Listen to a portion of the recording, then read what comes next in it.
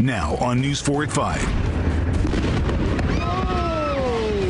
An explosion rocks an Arlington neighborhood. I was sitting down in my couch and I physically recoiled. And you could feel the concussion inside our townhouse. What started with a flare gun fire there was red flares going up. A couple hours later, this is when it all happens. ends in something bigger and much more dangerous.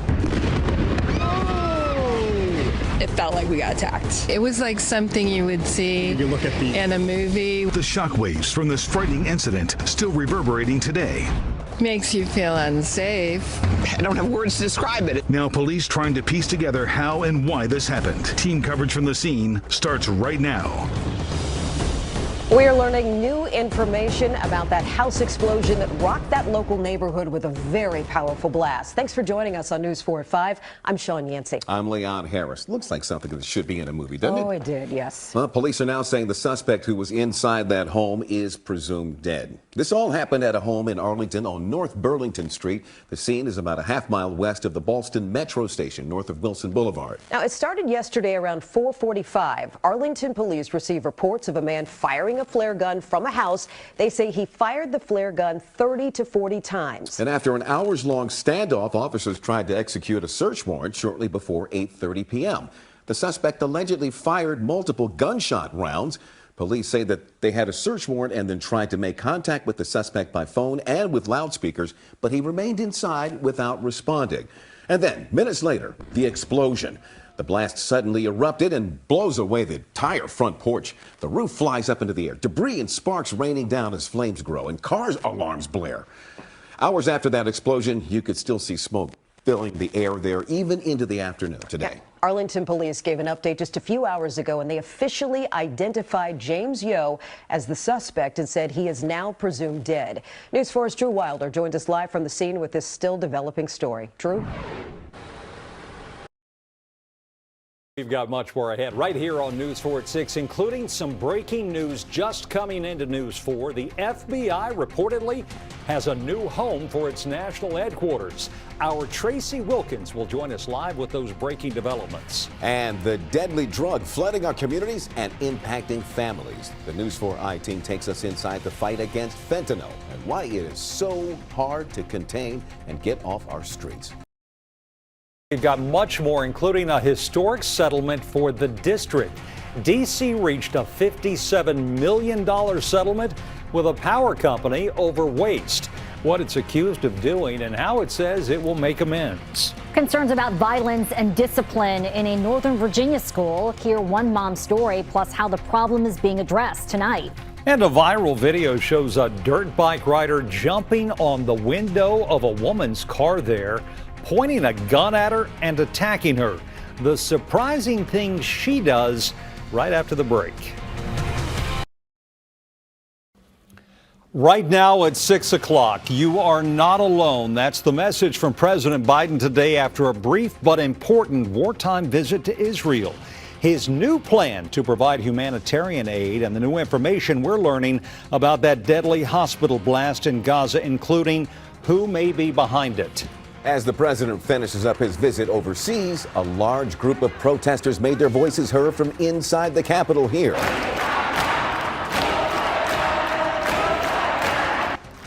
Why the protests are leading to hundreds of arrests tonight, and what we're learning about the group behind it all. Plus, I got hit. I need fire rescue. A teenage driver is accused of intentionally hitting an officer on I-270 tonight. We now know that Maryland sergeant had his legs amputated. Police explain what happened in the moments just before that crash.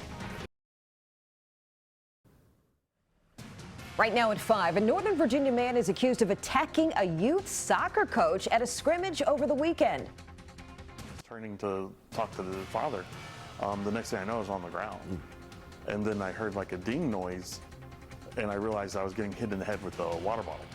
Wow. In a story you will only see on News 4, Julie Carey sat down with the coach and spoke with him about what led up to that brutal attack.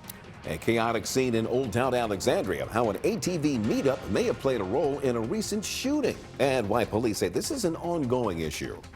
And the trial date is set. We now know when former President Donald Trump will stand trial in D.C. for election interference, plus how it affects the race for the White House.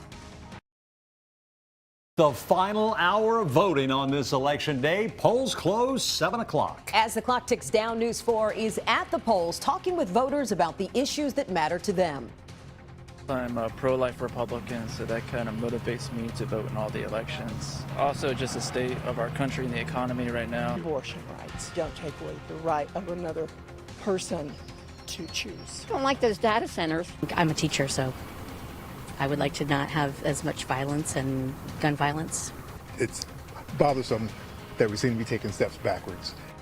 As you can hear, there are a number of issues that are driving voters to the polls. We're working for you with live team coverage. The major races we're watching tonight that could have wide-reaching political implications. News 4 at 6 starts now. Well, lines of voters today showed up to the polls across the Commonwealth of Virginia. Thanks for joining us, everybody, for News 4 at 6.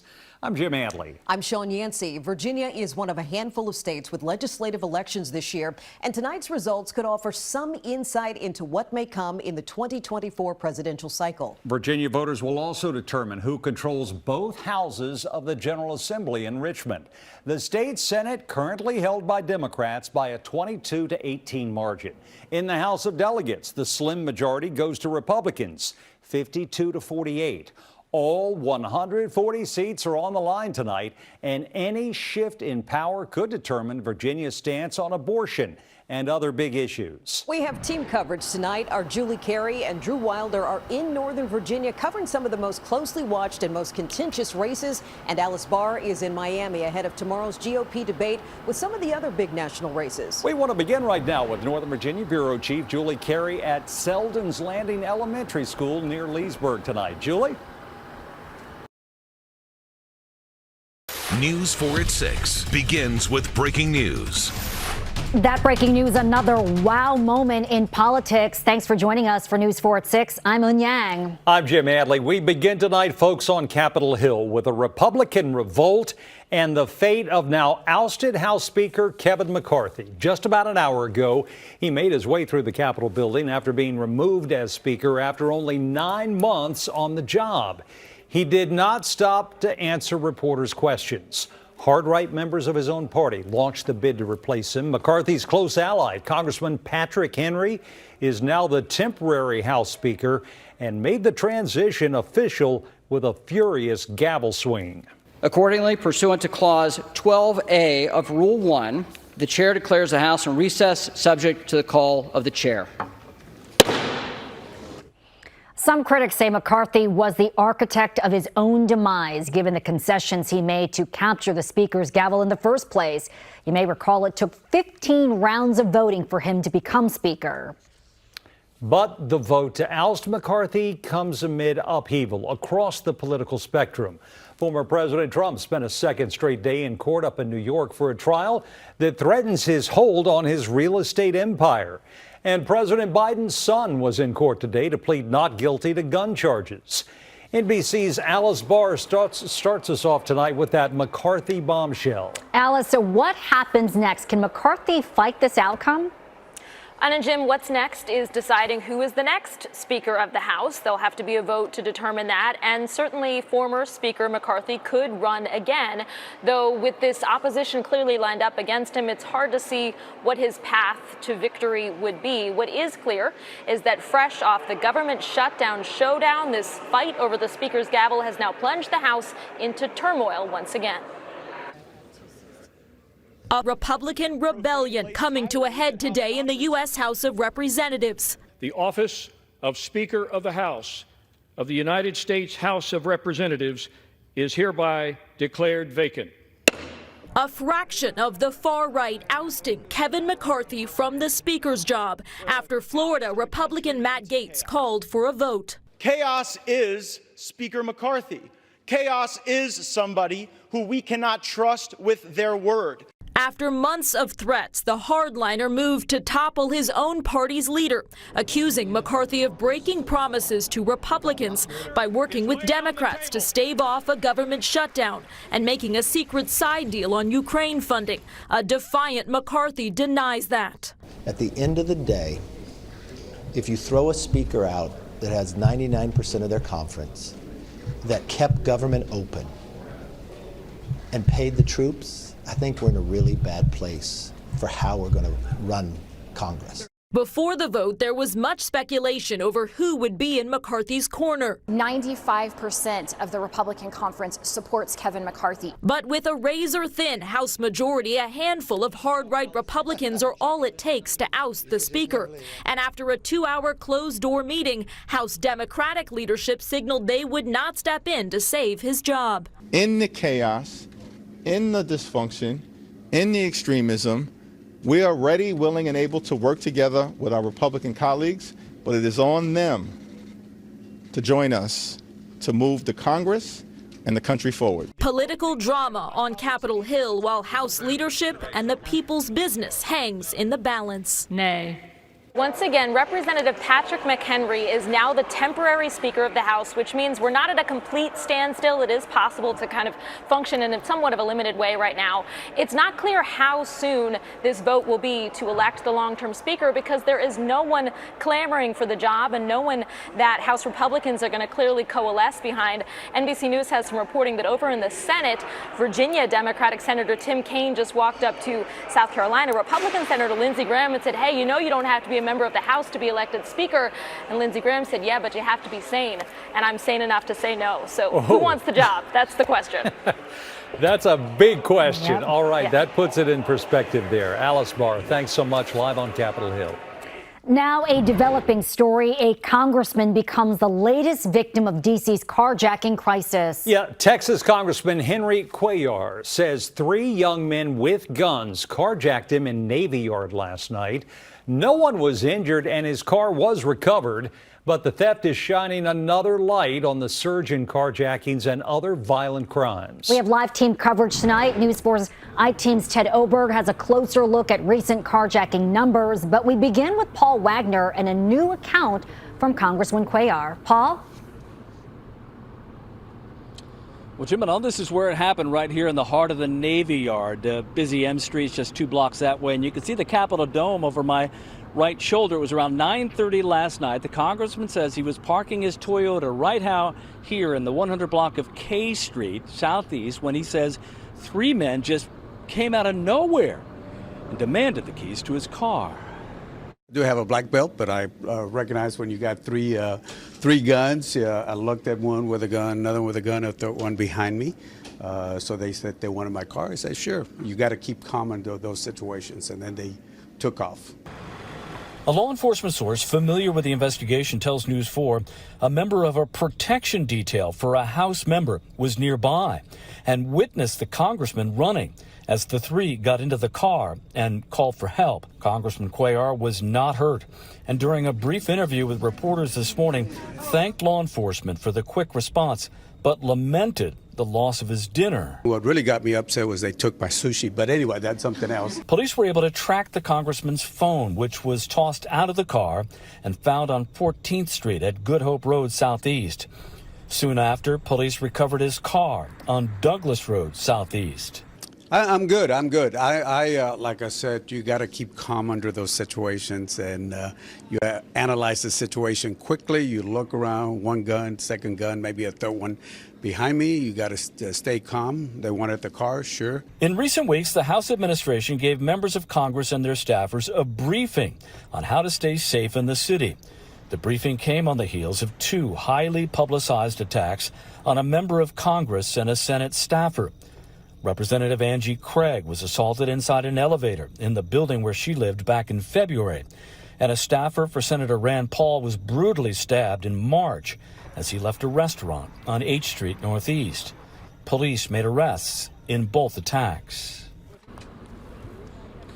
Now, Congressman Cuellar says he could tell that the 3 suspects were very young because he says he could see their eyes through the openings in their masks. At this time, Capitol Police Chief Tom Manger says that they do have some leads, and he says investigators are working around the clock. In Southeast, I'm Paul Wagner. Now back to you. Just beyond frightening. Let's hope they catch them soon. Paul, thank you. Congressman Cuellar joins a growing list of victims of D.C. carjacking. The increase in carjackings in D.C. is outpacing all other violent crime this year. The News 4 I-Team has tracked carjackings and the difficulty solving these crimes for months. Tonight, investigative reporter Ted Oberg is back with us with a new angle on it. Ted? Hey, Jim and Owen, you know, it gets more attention when the victim of one of these cases is a member of Congress. But the reality is they are our neighbors in this community. And according to D.C. police, Congressman Cuellar's carjacking last night was the 754th carjacking just this year. That's about 3 every day. D.C. police reported 79 carjackings in September. It is down from the summer highs, but still one of the worst months for carjackings in D.C. in the nearly 6 years D.C. police have reported these stats. There are more than twice as many carjackings in September as last September, and comparing the last 7 days to the same week last year, nearly 7 times as many. The carjackers who allegedly took Congressman Cuellar's car last night were armed, as are 75% of carjackers in the city this year. They also have not been caught, and that's common as well. Of the 754 carjackings in D.C., only 113 arrests. Some have been charged with more than one of those crimes, but it's about a 15% arrest rate. Today, D.C. police said they are making progress on carjacking in the last 30 to 60 days, and there may be some positive movement. The head of the Investigative Services Bureau says so many carjackings are committed by young people, but they don't know why. He said today not a single juvenile suspect has talked to D.C. police after an arrest. The one thing he was clear on is that he needs more help. Asked if he has enough officers, he was emphatic. No, I don't think we do. You know, the chief's asked for 4,000 officers, the mayor supported, or the mayor's also asked for 4,000 officers. You know what our staffing is like. So when you have an increase in cases and a decrease in numbers, it's going to put a strain on the detectives. Now trying to solve so many of these crimes. Months ago, as the carjacking numbers started to climb, we talked with the head of DC's carjacking task force, and she told us then these cases are hard to solve as there's typically hours of surveillance video to go through. Oftentimes, as they were last night, the suspects wear masks, the cars aren't kept for long, and she too could use more help on her task force. On this case, Jim and Owen, they will get more help. D.C. police tell us this investigation is being handled by U.S. Capitol Police and the FBI. All right, Ted Oberg live for us this evening. Ted, thank you. On the same day that Republican Party infighting ousted the Speaker of the House, President Biden's son faced a federal judge in Delaware. The judge refused a request to allow Hunter Biden to appear virtually at the hearing, so the younger Biden was in court in Wilmington this morning. The hearing was brief. The president's son pled not guilty to 3 counts tied to possession of a firearm while using illegal drugs. Hunter Biden has been open about his past issues with addiction. The conditions of his release include drug testing. The judge noted that Hunter Biden has already been drug tested a number of times, and the tests have all come back negative. The defense team argues that in similar cases, the Justice Department more commonly uses a diversion program rather than criminal charges. After the hearing, Biden's defense attorney, Abby Lowell, released a statement that reads in part, quote, "These charges are the result of political pressure from President Trump and his MAGA allies to force the Justice Department to ignore the law and deviate from its policies in cases like this one." Today was day 2 of the civil fraud trial against former President Trump up in New York. The biggest development today, a judge issued a limited gag order in the case. Trump, his company, and 2 sons are facing a $250 million fraud lawsuit brought by New York Attorney General Letitia James. The case will not have a jury and will be decided solely by a judge. It could have widespread implications for the former president's business.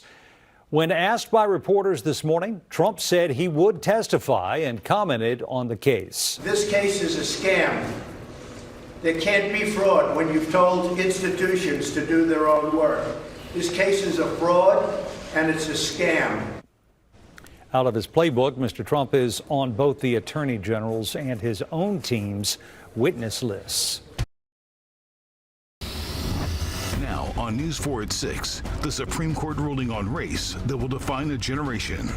The historic decision likely to dramatically change the educational landscape across the country. Affirmative action struck down, changing the way college admissions can consider applicants. There can be no categorical decisions made on the basis of race. Conservatives celebrating the move. We want to live in a colorblind society. As liberals call it, another setback for America. I believe our colleges are stronger when they're racially diverse. We take a look back at what comes next, the impact on universities nationwide. This is a really disappointing decision, not only for me, but for every student on this campus. And the future of other diversity programs in the workplace and beyond. It's really heartbreaking because we need representation. News 4, bringing you team coverage. We cannot let this decision be the last word. Now at 6. News 4 begins with a Storm Team 4 weather alert. And first up here, we are in weather alert for the wildfire smoke that's once again making for poor air quality across our region. Check out that milky, fiery haze here. Good evening, and thanks for joining us. I'm Jim Adley. And I'm Mun Yang. At one point today, IQ Air reported D.C. had the worst air quality in the world, making it a health risk to anyone who spends time outside. Storm Team 4's Doug Kammerer and Amelia Draper are here tracking when the wildfire smoke will move on out of here. We'll get to them in just a bit. But first, we are digging into the implications of the Supreme Court's decision to end affirmative action programs in college admissions. This decision is one of the most closely watched issues of this Supreme Court session, and it will have an impact on generations of Americans. By a 6-3 vote, the conservative justices struck down race-conscious admission programs. The majority ruled that such programs violate the Equal Protection Clause of the Constitution and are therefore unlawful. We should note the 6-3 vote involved admissions at the University of North Carolina, a public school. The vote in a related case involving Harvard was 6-2 because Justice Ketanji Brown Jackson recused herself because of her ties to Harvard. Justice Jackson is the first black woman to serve on the court. She wrote in a dissenting opinion that the ruling is, in her words, truly a tragedy for us all. We have team coverage of this monumental decision. News 4's Alice Barr is at the Supreme Court tonight to start us off. Alice? Jim, and the Supreme Court's decision today effectively overrules 45 years of precedent and upends the way that colleges and universities try to achieve a diverse student body. In a seismic shift today, the Supreme Court ending affirmative action as we know it. The High Court's conservative majority ruling 6-3 that it is unconstitutional to consider race as a determining factor in college admissions. Many students worried the decision closes doors of opportunity. Affirmative action uplifts our communities and encourages our communities to dream about attending these colleges, and now I think that obviously it's going to be a much tougher time. The rulings concern two similar cases against Harvard and the University of North Carolina, Chapel Hill, both brought by the conservative-leaning Students for Fair Admission, which argued the school's policies discriminated against white and Asian American students. This ruling will help preserve meritocracy, which is the bedrock of the American dream.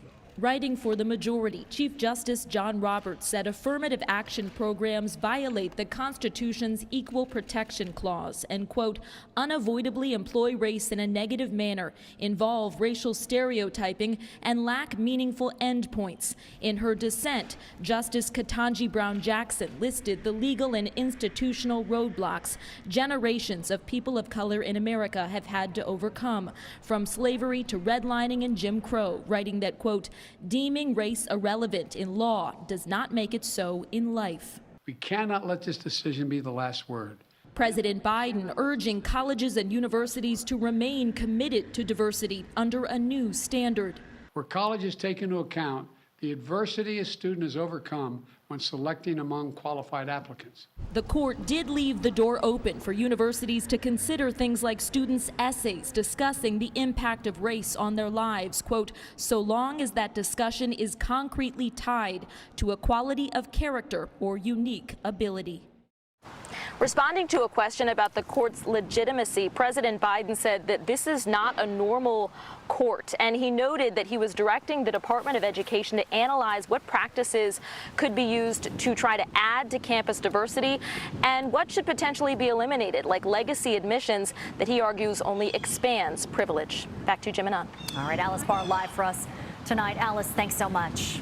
Vice President Kamala Harris also had some strong reaction to this decision today. She just spoke at the Essence Festival of Culture in New Orleans. She said the court has not fully understood the importance of equal opportunity. It is a complete misnomer to suggest this is about colorblind, when in fact it is about being blind to history, being blind to data, being blind to empirical evidence about disparities. Vice President Kamala Harris, a proud graduate of Howard University. And joining us now, Professor Justin Hansford, the founder and executive director of the Thurgood Marshall Civil Rights Center at the Howard University School of Law. Thank you for joining us, Professor. Can you speak first about your overall reaction to today's ruling? Yes, thanks for having me. I wasn't surprised. We had seen the trend in terms of the way the court had been indicating that there would be this push towards colorblindness and an interpretation of the 14th Amendment, which is really completely backwards. The 14th Amendment of the Constitution created, of course, to provide some sort of equality in society for people who were formerly enslaved. And this decision uses that same amendment to do the opposite, to bar people from, especially institutions of higher education, to bar them from finding ways to make their campuses more diverse. Professor Hansford, you're a leading scholar on the link between race and law in this country. How will you be advising your colleagues and your students in the days ahead? Well, we have to realize that this is a long struggle. The struggle is not completely lost.